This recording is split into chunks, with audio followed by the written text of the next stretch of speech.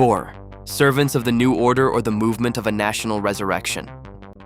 While the 20th century was being crushed between the gears of global capital and the red tide of the East, one movement claimed to be the only authentic shield for the Yugoslav soul. This was the Third Way, a crusade that rejected both the dictates of Rome and the shadow of Berlin to build a state on the foundations of the Domaćin spirit. Let's look at it from their own perspective.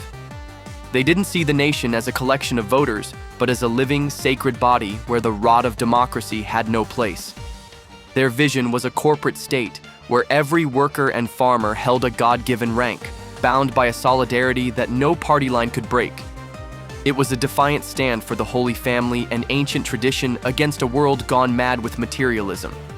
To a generation lost in the pursuit of quick profit, they offered the iron discipline of their roots, acting as a human dam against economic slavery and the death of culture. They were convinced that no individual could be happy if their nation was in ruins.